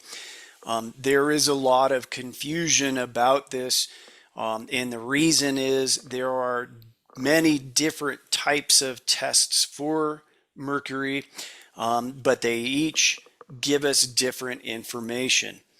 And so there is no one best way to test for mercury or mercury toxicity. But some things you should know, I will tell you about some of these labs because it's important to understand that the information you get from one lab doesn't necessarily correlate to information you get from another lab. Each lab may produce its own type of information that is valuable, but we have to know how to interpret that based on what type of lab we are using. And there are many different lab companies out there. Some of them are better than others. Some are more accurate than others. And so it may be a good idea for you as a clinician to pair with someone that understands how the different labs work and what the results are that we get from those labs. So talking a little bit about the types of testing that are out there, what's good about them, what is bad or doesn't work about them. The first test that we see often is hair testing. And so if someone does a hair test for mercury, what we're seeing is the body's ability to excrete mercury out via the hair. And the hair is an active route that we use our body detoxes mercury and other heavy metals through the hair. But it is important to know that mercury that comes out in the hair is only methyl mercury from fish and seafood and not from amalgam mercury. And so a hair test doesn't give us the information that we want to have as far as how much mercury we're getting from dental amalgams. Lo que el doctor está diciendo en este momento es que hay muchas clases de exámenes que podemos hacer para ver si es el mercurio, pero uno tiene que saber cuál es el laboratorio que es más confiable, que sabe hacer lo que es. Por ejemplo, hay un test que lo hacen con el cabello, pero este no nos dice cuánta intoxicación de mercurio procede de la amalgama. Uno de los consejos que él da, y yo también, yo por eso trabajo con él y trabajo con otros doctores que ellos tratan los pacientes. Nosotros tratamos de estar como en nuestra área, que es la odontología, ¿cierto? Y tenemos doctores como él que nos ayuda a desintoxicar al paciente antes de la remoción y nos dice cuándo lo debemos hacer. Y también tenemos naturópatas o tenemos médicos funcionales y me han llamado unos de Medellín, de hecho ya se está volviendo más popular. Me han contactado y hay unos médicos funcionales allá y que entienden muy bien, que se han educado en la India, en Canadá, en Estados Unidos y pues, tienen la práctica ya en Medellín y en Bogotá. Y me parece muy interesante porque cuando ustedes quieran hacer este tipo de odontología para ayudar a más gente, que es sobre todo mirar el cuerpo como algo completo, ¿cierto? No solamente hacer como si reparamos esto, reparamos lo otro, no es como una odontología reparativa, sino como parte de todo el organismo. Podrían trabajar con estos doctores y ellos tratan al paciente, les van a decir cuándo es lo ideal para remover la amalgama. Y ahí es cuando ellos hablan con el paciente y les dicen, esto puede ser una fuente de toxicidad del mercurio, vaya donde un odontólogo como que tenga este protocolo de removerlo seguramente, de una manera segura, y ellos ya hablarían con ustedes si alguno de ustedes está interesado en hacer este tipo de odontología, que es muy buena. Es súper gratificante porque la gente hasta llora de la felicidad como se sienten de bien. Entonces es una odontología muy gratificante, pero ustedes no están trabajando solos, están trabajando con un equipo que no tienen que trabajar en la oficina de ustedes, simplemente el paciente va donde el doctor, ya lo mandan, ustedes hacen el tratamiento y ya ellos siguen con los doctores y una manera es una manera muy como completa de tratar al paciente. Entonces, lo que él le está diciendo es el examen del cabello no es bueno, pero ustedes no tienen que aprender todo esto, cómo hacerle, cuál es el laboratorio, porque ya los médicos, ellos ya saben qué es lo que es. Entonces, ya ustedes se enfocan en su odontología.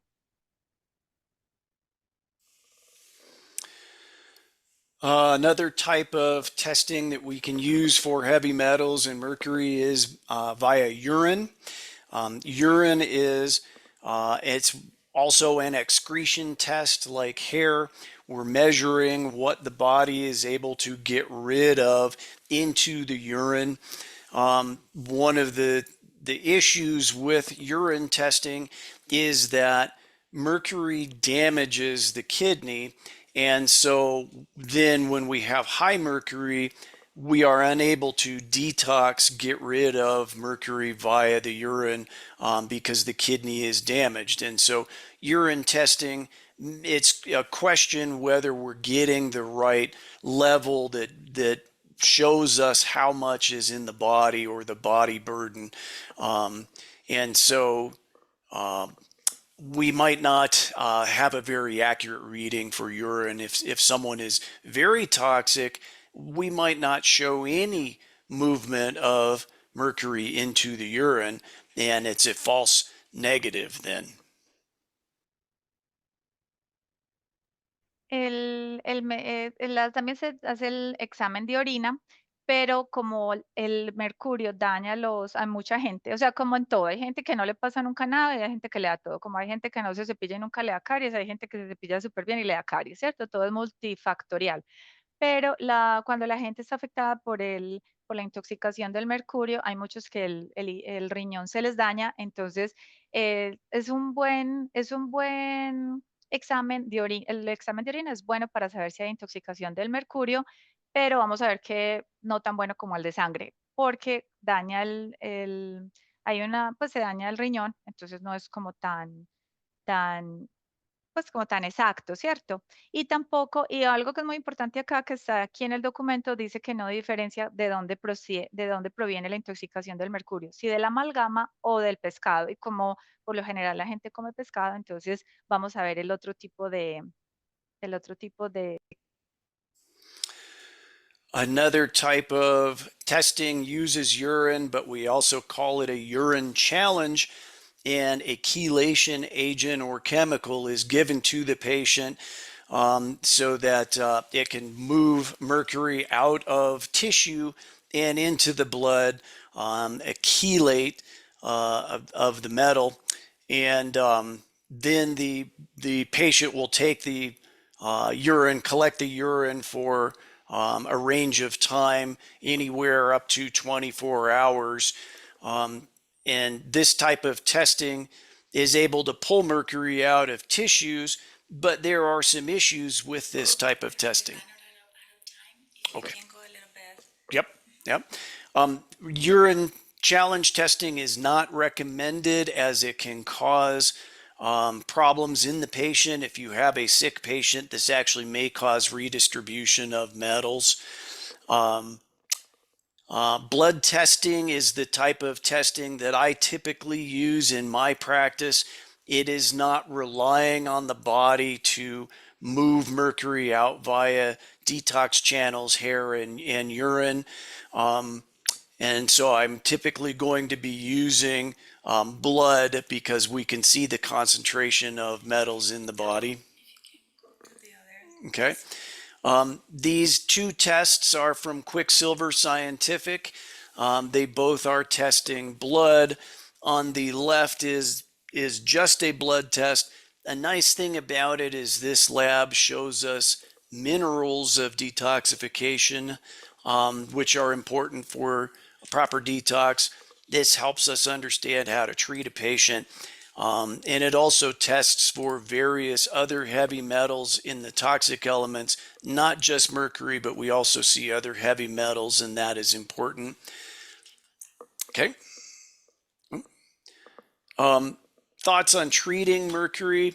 Again, I think it's a good idea. You may want to work with another practitioner that works with detox with your patients. I work with Carmen in that capacity. She does the hard stuff. She does all the dental work, and I help people to detox. Okay. Lots of different ways to detox a patient. Again, you may want to use a practitioner that knows these things until you get used to it. This is my contact information. If you want to reach me, I'm happy to talk to you. Email is fine or phone.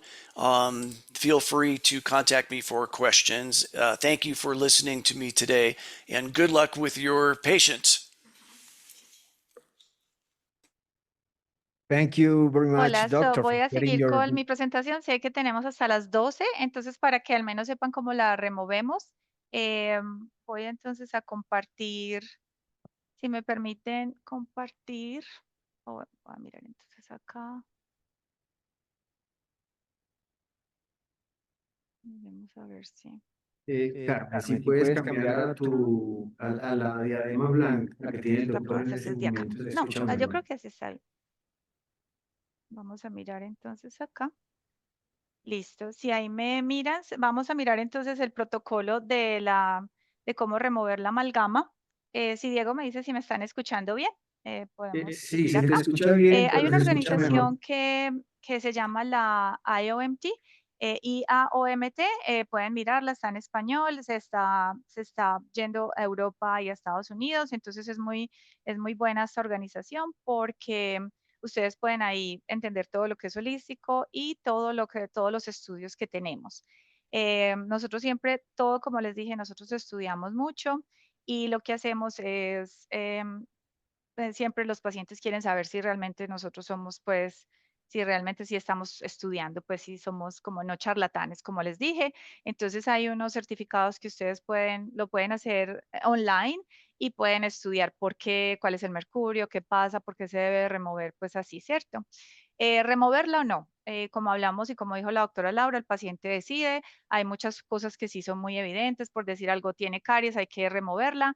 Entonces, pues se remueve, ¿cierto? Escuchar al paciente como aprendimos con la doctora Gloria López. Yo aprendí esto rotando en urgencias allá en la universidad, el último semestre, que ella nos decía, el paciente tiene el diagnóstico en la frente, escúchenlo, escúchenlo. Eso me ha ido muy bien con los pacientes porque siempre escucho lo que ellos me dicen. Y si ellos me dicen, desde que me pusieron esta amalgama, yo me siento diferente, yo quiero la amalgama fuera por lo que sea, escuchen al paciente. Eso sí, nosotros lo que hacemos es hacer todos los exámenes necesarios, ¿cierto? Nosotros no hacemos por las cosas a la loca, porque siempre uno tiene que tener una muy buena historia clínica, tiene que tener una muy buena sustentación, ¿cierto? Hay muchas enfermedades aún sin diagnóstico, entonces esto es algo que se puede testear. Recuerden que en el tiempo, pues, cuando a mí me pusieron mis amalgamas, no habían celulares, no habían todos estos campos electromagnéticos que ahora hay, que los niños lo tienen, los niños, los adultos. Entonces, es algo que sí está afectando mucho la salud y la amalgama tiene estos metales que atraen como si fuera una antena, como cuando no nos funciona el televisor y ponemos la antena afuera y ya funciona el televisor. Así estamos las personas que tienen metal en la boca, porque la boca está donde está el cerebro, ¿cierto? Que está en el cráneo. Entonces eso también hay que tenerlo en cuenta y la vía aérea. Ahora mucha gente le han extraído los premolares para volver los dientes más bonitos, pero eso le ha quitado espacio a la lengua y ya la gente está teniendo apnea de sueño, que son otros factores, ¿cierto? Y la oclusión, si no hay espacio, si quebraron una amalgama, van a quebrar una resina, van a quebrar el otro diente, porque si están bruxando mucho, hay que mirar es la solución para eso antes de cambiar las amalgamas, a no ser de que sea caries, ¿cierto? Les voy a mostrar este video, esto es lo que hacemos en la oficina. Como ustedes ven, ahí tenemos pues todo preparando para poner la resina. La resina que nosotros utilizamos es una resina que no tiene BPA. Este es el overall que que nos ponemos acá cuando removemos. Esta es la doctora Brown, que es es nuestra especialista pues en restauraciones. Ella hace las coronas, ella hace las resinas. Todos nos vestimos así. Se viste el auxiliar, se viste el odontólogo. Este es el dique de goma. Dique de goma siempre es muy importante tenerlo porque el dique de goma nos va a separar pues la boca y nos va a separar el diente de la boca para que todo lo que removamos no se le vaya dentro al paciente. Vamos a tener dos succiones que son las succiones, una de alto volumen y una de bajo volumen, ¿cierto? Entonces, este fue el video. Ya les voy a mostrar. Entonces, lo que primero vamos a hacer es un aglutinante. Entonces, ¿qué es el aglutinante? Es lo que llamamos un binder en inglés, que él va a coger todo lo que está, él va a coger todo lo que está en la boca y también en el cuerpo. Entonces lo que hacemos es que lo vamos a mezclar como lo vieron en el video, lo vamos a mezclar y se lo vamos a dar en 8 onzas de agua y se lo vamos a dar al paciente. Él va a hacer un enjuague por 30 segundos y ya se lo traga. Y la otra mitad, o sea, 4 onzas al principio antes de ponerle la anestesia para que no se riegue, para que no se le caiga de la boca y media hora y cuando terminemos le damos la otra mitad que son las otras 4 onzas. Em, El cubrimiento completo del paciente, del auxiliar, tenemos estos respiradores y las gafas, no son desechables, pero el overol es desechable. Cuando ustedes han removido una amalgama, yo sé que ustedes han tenido esta experiencia, que a veces se pega de la encía y es lo que llamamos tatuajes de amalgama, porque es súper pegajoso. Y esto se pega también de la ropa, del pelo, de los zapatos, entonces por eso cubrimos todo el cuerpo y esto, cuando terminamos el procedimiento, lo botamos. Los respiradores tienen estos filtros rosados, adentro de eso hay unos filtros, ellos cogen la amalgama, eso los cambiamos, pero la parte de afuera la desinfectamos, y las gafas pues también las volvemos a poner. Los guantes son, no usamos nada que tenga látex porque mucha gente es alérgica al látex y en vez de estar mirando quién es alérgico o no, pues miramos a todos como alérgicos, ¿cierto? Usamos eso. Ya tenemos dos eyectores, uno de alto volumen. El de alto volumen, la asistente siempre lo va a tener junto a la pieza de mano y el de bajo volumen lo vamos a poner debajo del dique de goma porque ustedes saben que como una inundación, el agua se va por todas partes.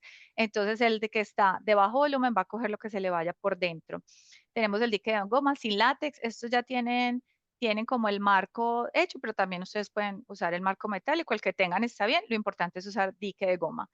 Una pieza de mano de alta velocidad puede ser eléctrica, puede ser de aire, la que ustedes tengan, pero estar muy seguros que tiene mucha agua, porque recuerden que cuando se calienta la amalgama se libera más vapor de mercurio y lo que pasa es que se tiene que remover en pedazos. Entonces vamos a usar una fresa nueva, por favor, que sea nueva, que no sea vieja, porque si es vieja van a liberar más mercurio porque la van a rozar más.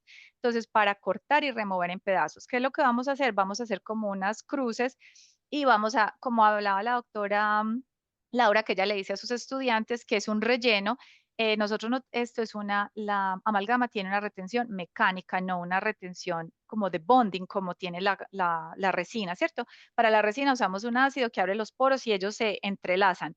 La amalgama es algo mecánico, por eso hacíamos esas cavidades tan grandes, esas preparaciones tan grandes con las paredes en determinada angulación para que tuviera una retención mecánica. Entonces, ¿qué hace esto? Uno la parte y le hace con un instrumento bien filudo, un escáler, uno la saca en pedazos porque no la queremos rozar, porque eso libera más vapor del mercurio. Entonces la vamos a cortar. Es muy importante tomar una radiografía después de la remoción, antes de hacer la resina o la corona que vayan a hacer. ¿Por qué?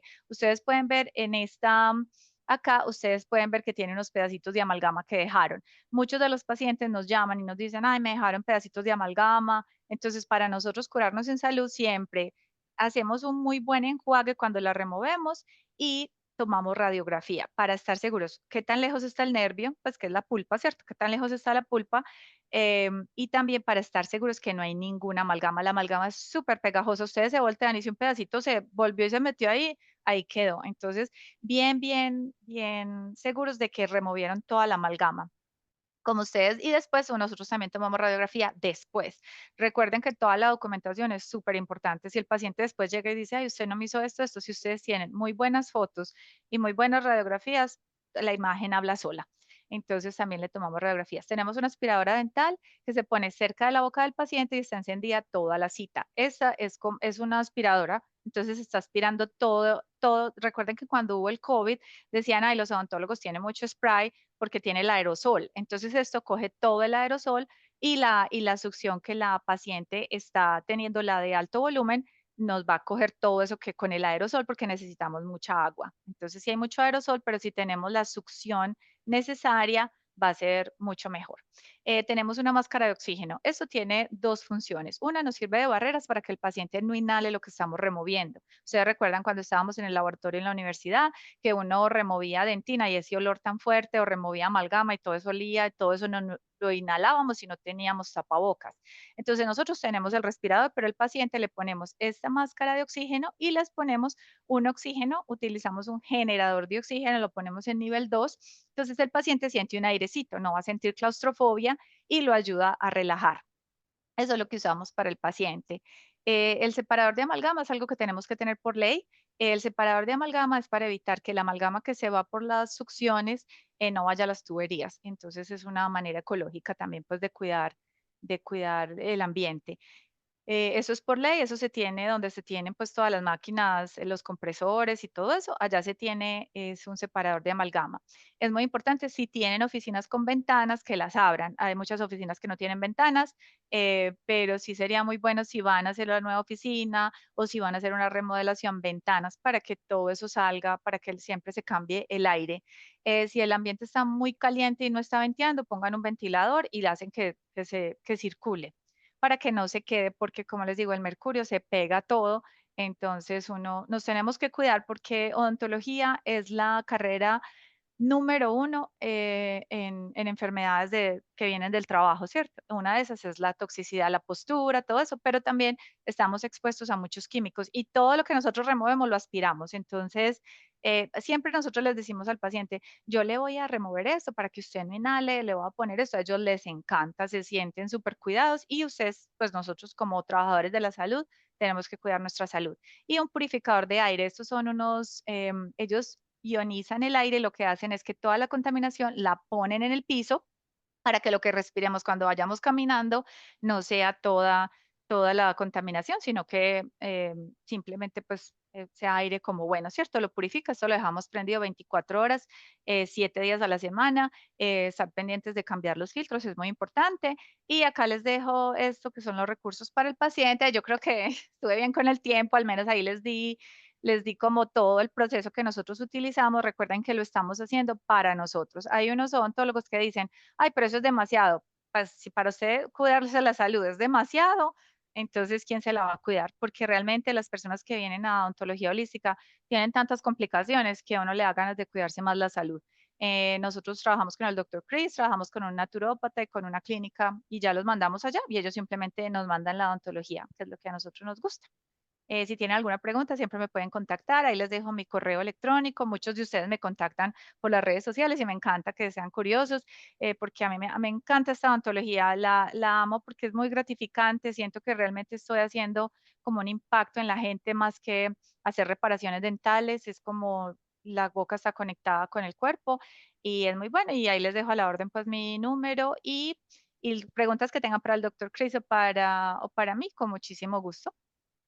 Y gracias por invitarnos. Estamos muy Gracias. contentos y muy contentos de que Colombia está tan adelante, porque acá todavía dicen que es muy segura y en Europa ya la cancelaron del todo, como contaba la doctora Laura, en muchos países no la pueden poner para nada. Acá todavía no se ha llegado a eso, entonces Colombia no es los primeros ni de los últimos, entonces está en un lugar muy bueno.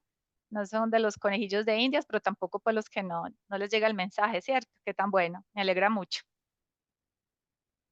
Bueno, muchas gracias, doctora Carmen. Antes de retirarnos o de terminar, quisiera hacerte la presentación y excusas pues porque estuvimos muy acelerados. La doctora Carmen, ella es odontóloga de la Universidad de Antioquia, es doctora en cirugía dental de la Universidad de Loma Linda en California.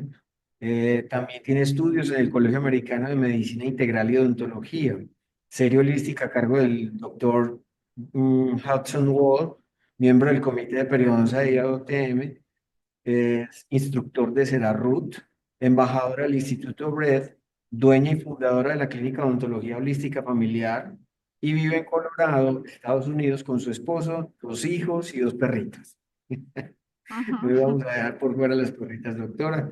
De todas maneras, de parte de nuestra Facultad de Odontología de la Universidad de Antioquia, a usted, al doctor Christopher, a la doctora Laura, un agradecimiento muy especial y esperamos, ojalá, volver a contar con ustedes para futuras actividades académicas con esta perspectiva holística y de medicinas integrativas.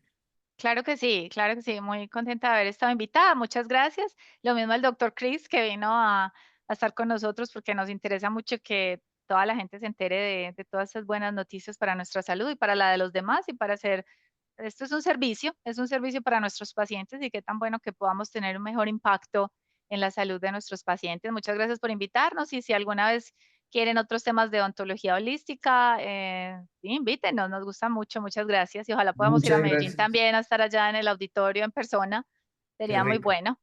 Qué rico, doctor, y tenga la plena certeza de que así va a ser.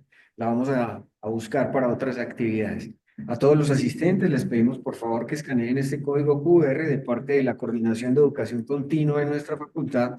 Recordemos que esta actividad está organizada por la Coordinación de Educación Continua, la Coordinación de Desarrollo Curricular y el Departamento de Atención Odontológica Integral.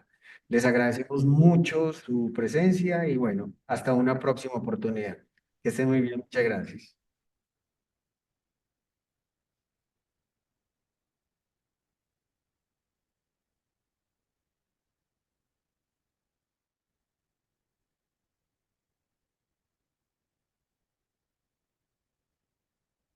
Carmen, Carmen, listo, ya listo, ya terminamos. terminamos. Ah, Muchísimas perfecto. gracias. Sí estuvo bien, sí estuvo interesante. No, espectacular, de verdad que sí. Lástima, pues la última parte muy a la carrera, pero Sí. acá nos apremia un poco el tiempo.